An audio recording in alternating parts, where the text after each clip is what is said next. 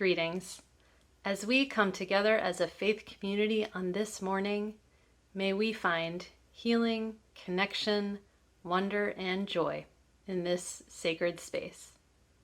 I am Reverend Amy Moses Lagos, and it is my privilege to serve as the minister at Buckman Bridge Unitarian Universalist Church, also known as BBUUC. I use the pronouns she and her. BBUUC is located on the ancestral land of the Timucuan people. I want to offer you a warm welcome to our Sunday morning worship service. BBUUC is a community of open minds, loving hearts, and helping hands. We are coming to you from our YouTube channel. This is one of many ways we are staying connected in this time of social distancing. There are many opportunities to engage with this congregation throughout the week, some online and some in person, with masks and social distancing. We offer classes, small group ministry, family religious education, and our Sunday fellowship hour, where we will discuss today's service and enjoy one another's company. Keep an eye on the church website, calendar, Facebook page, and your email for more information about the congregation's various programs and activities. This morning's chalice lighting is by Kimberly Ann Tomsack Carlson. It is not by chance that you arrived here today. You have been looking for something larger than yourself. Inside of you, there is a yearning, a calling, a hope for more, a desire for a place of belonging and caring.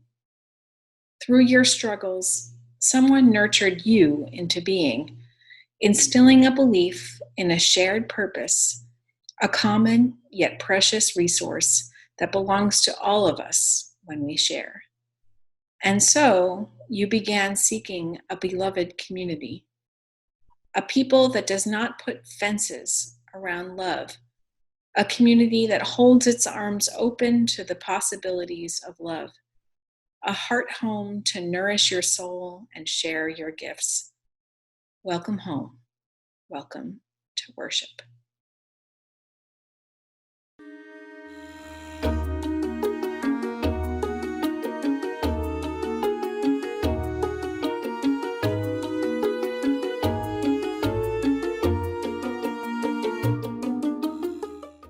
Let me tell you the parable of the spoons.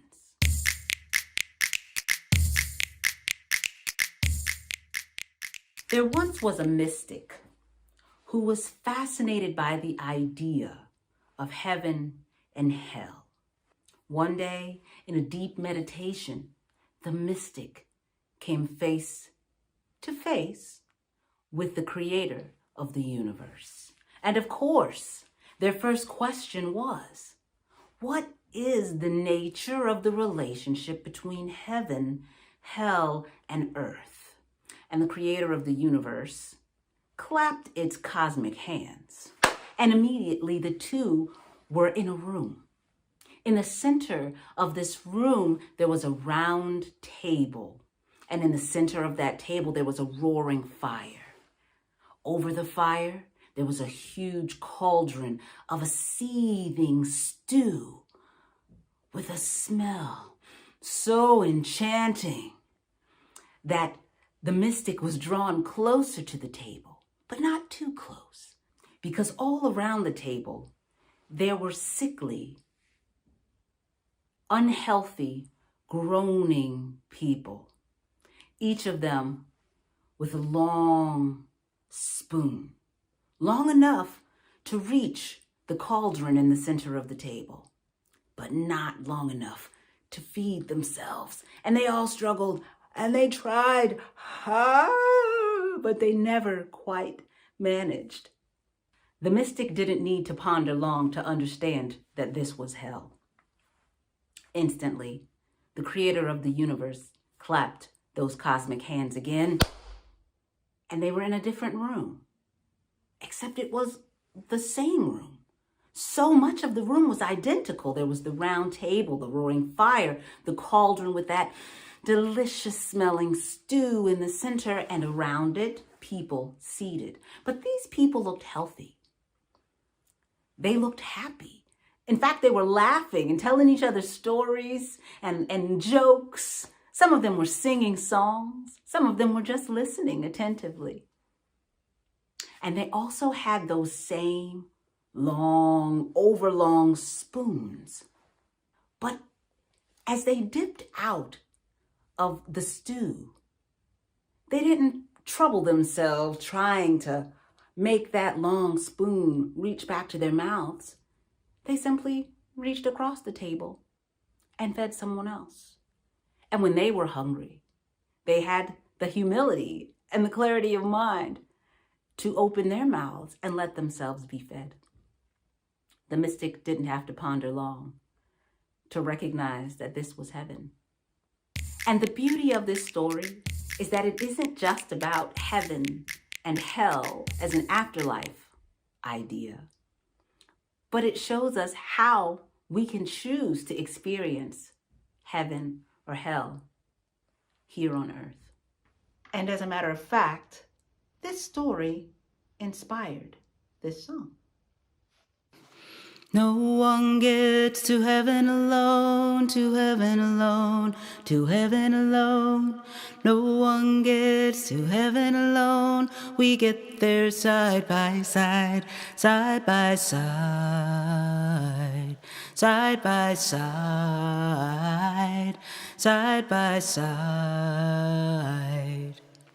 We get there side by side.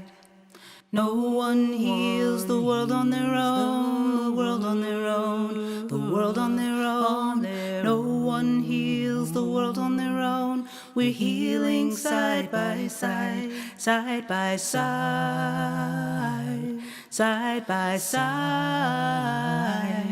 side by side. We're healing side by side. No one does the work on their own, the work on their own, the work on their own. No one does the work on their own. We're working side by side, side by side, side by side, side by side. We're working side by side, side by side. Side by side, side by side. We're healing side by side, side by side, side by side, side by side. We get there side by side.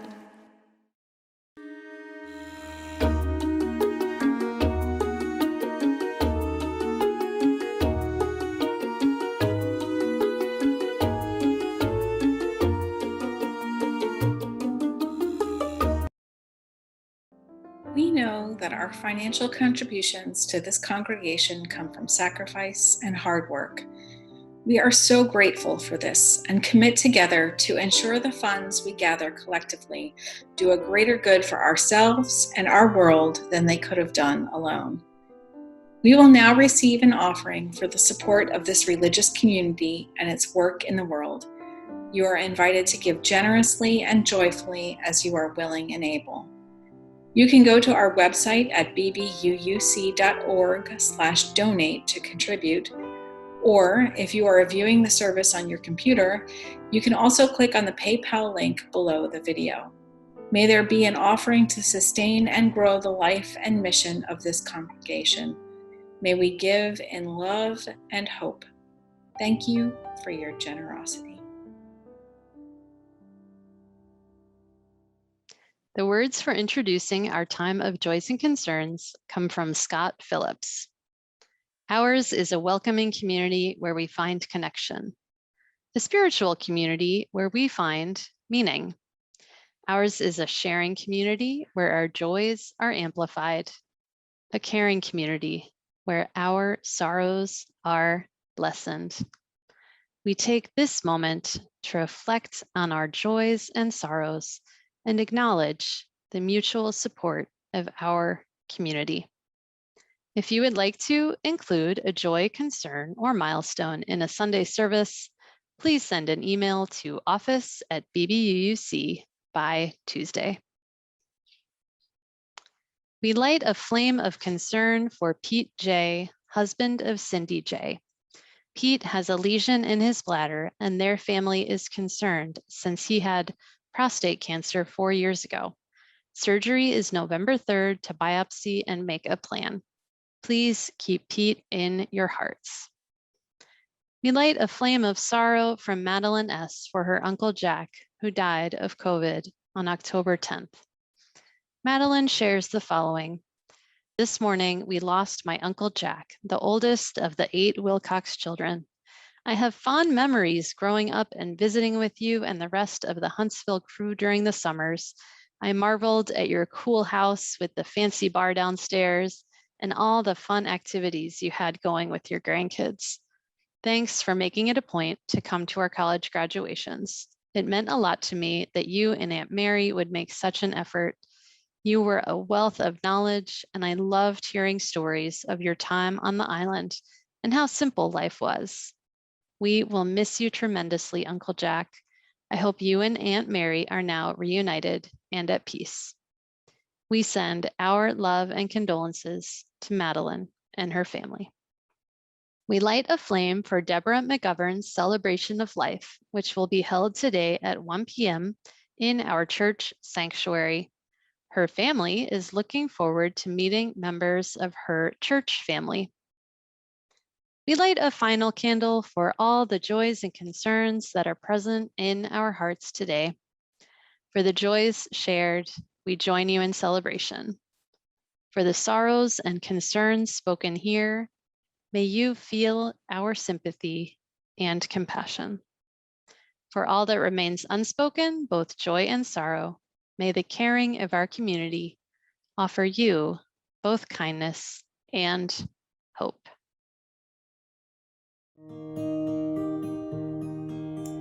Wake now my senses and hear the earth call. Feel the deep power of being in all.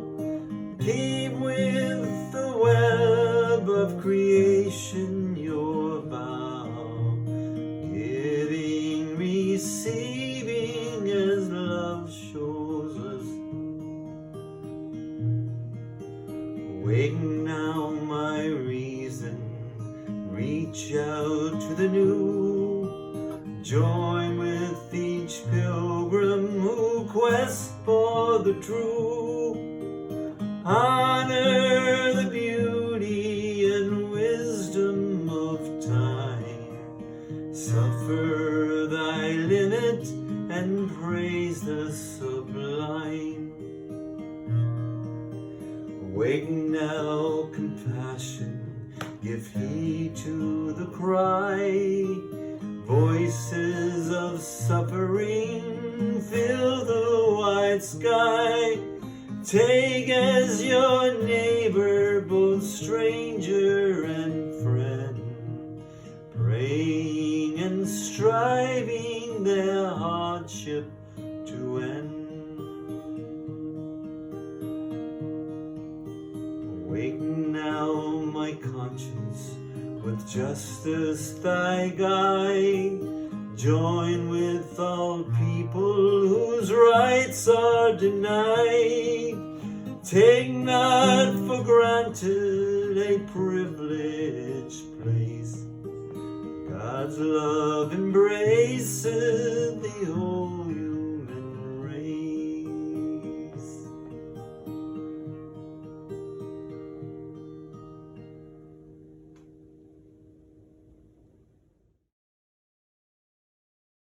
No one gets to heaven alone. We get there side by side. Together, we give and we receive so that everyone is nourished. And this is how we build heaven here on earth. Leah Morris's song echoes a core teaching of universalism rooted in theology that goes all the way back to the 19th century. The Universalist preacher, Hosea Ballou, taught that God was a loving God and all people are saved by God's love.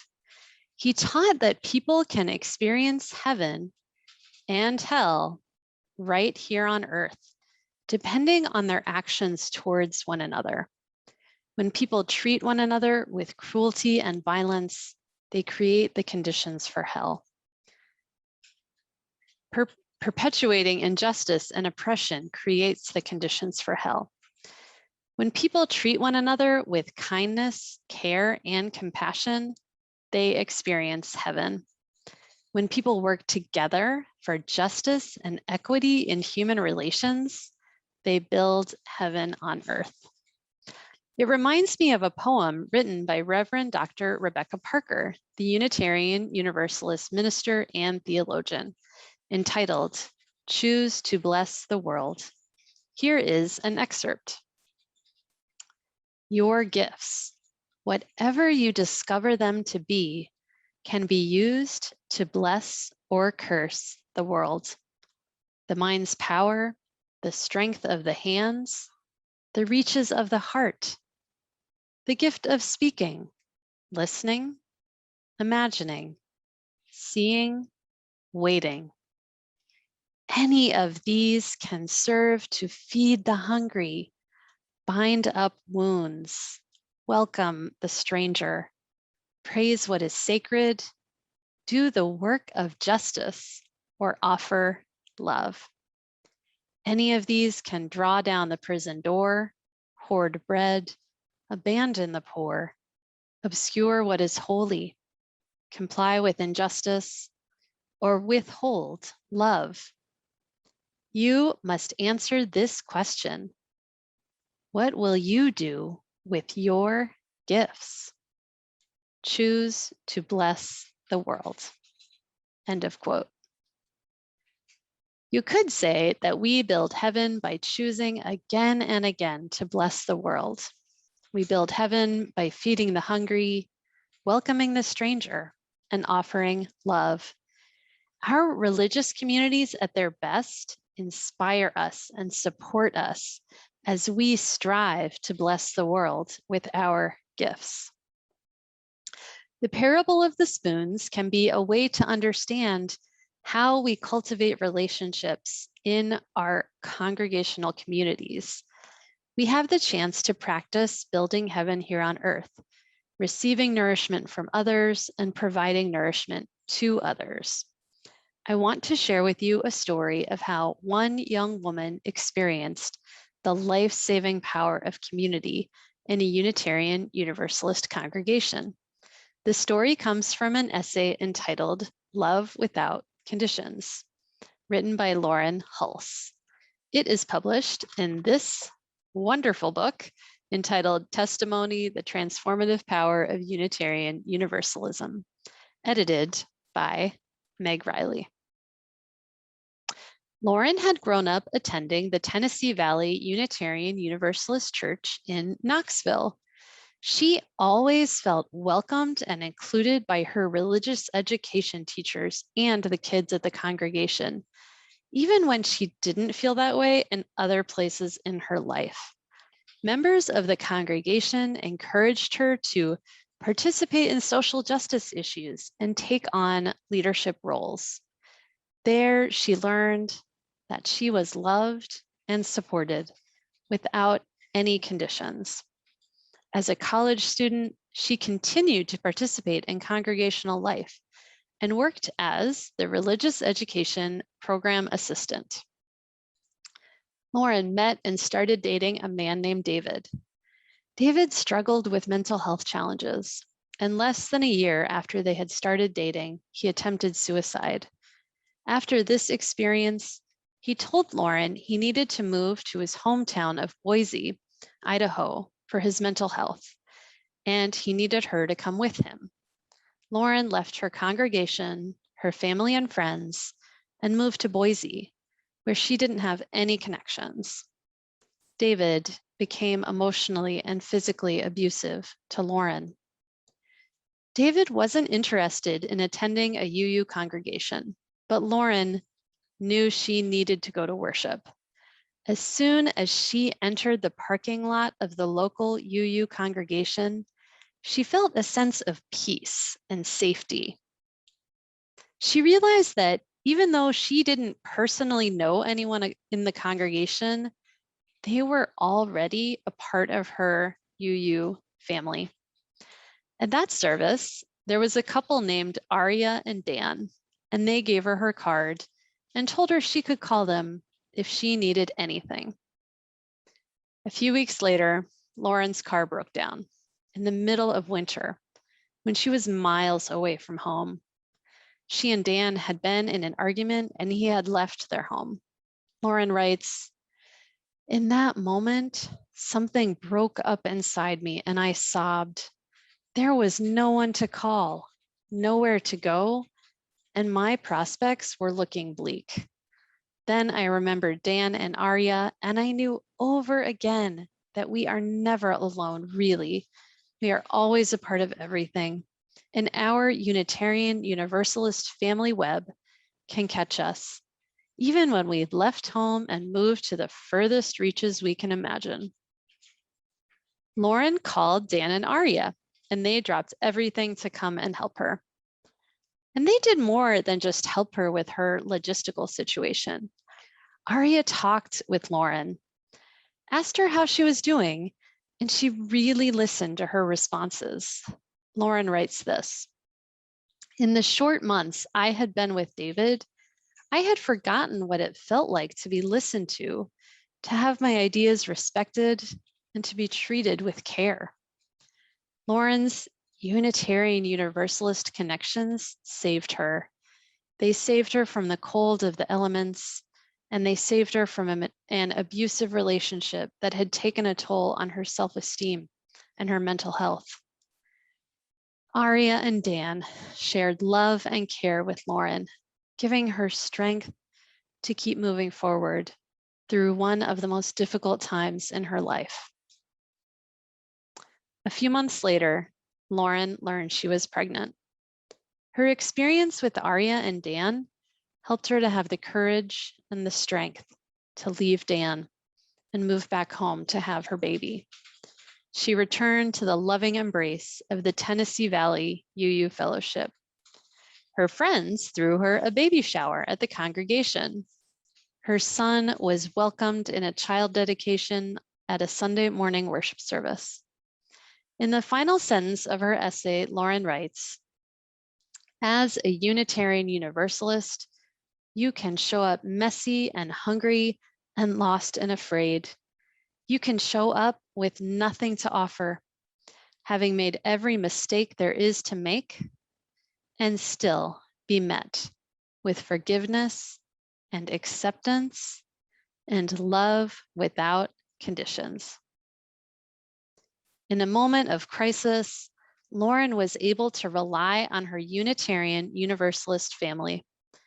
In a moment where she could have given in to despair, her relationships held her up and helped her make it through that painful time. Her story shows the power of Unitarian Universalist communities to truly save lives. It shows the power of love to overcome despair. It shows how honoring the inherent worth and dignity of one person by listening deeply to their story can help that person overcome incredible obstacles. Arya and Dan had a spoon to offer, and they shared with Lauren. Lauren had fed and nourished many others in her leadership roles in the congregation and in her job as the religious education assistant. In her time of need, she was able to have the clarity of mind to allow someone else to use their spoon to feed her. And then she allowed the members of her congregation the gift of being able to shower her and her baby with love and care. Leah Morris tells us in the parable of the spoons that in heaven, they had those same long spoons. But as they dipped out of the stew, they didn't trouble themselves trying to make that long spoon reach back to their mouths. They simply reached across the table and fed someone else. And when they were hungry, they had the humility and the clarity of mind to open their mouths and let themselves be fed. Our Universalist theology teaches that we can create heaven right here on earth by treating one another with kindness, love, and compassion. We can also create hell by treating one another with cruelty and withholding love. We can build a world of justice, equity, and compassion, or we can build a world marked by injustice, intolerance, and oppression. Let us have the wisdom and clarity of mind to choose love, compassion, and justice.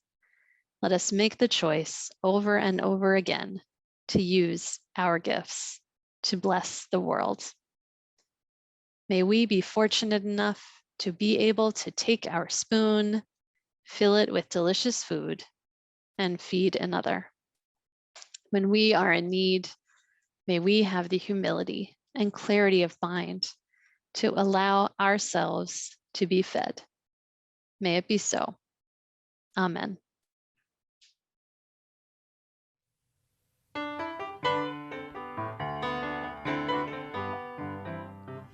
Love will guide us, peace has tried us, hope inside us will lead the way on the road from greed to giving. Love will guide us through the hard night.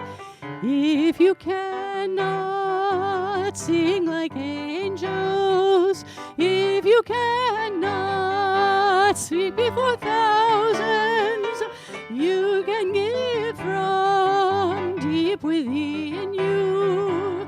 You can change the world with your love. Love will guide us, peace has tried us, hope inside us will lead the way on the road from greed to giving. Love will guide us through the hard night.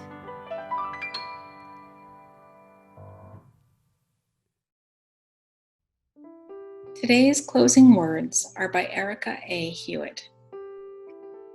I know we are not together today, but please imagine yourself holding on to your loved one's hands beside you. The hand in yours belongs to a person whose heart is sometimes tender, whose skin is sometimes thin, whose eyes sometimes fill with tears, and whose laughter is a beautiful sound. The hand that you hold belongs to a person who is seeking wholeness and trusts that you are doing the same. As you leave this sanctuary, may your hearts remain open, may your voices stay strong, and may your hands remain outstretched. Blessed be. Namaste. Until the next time.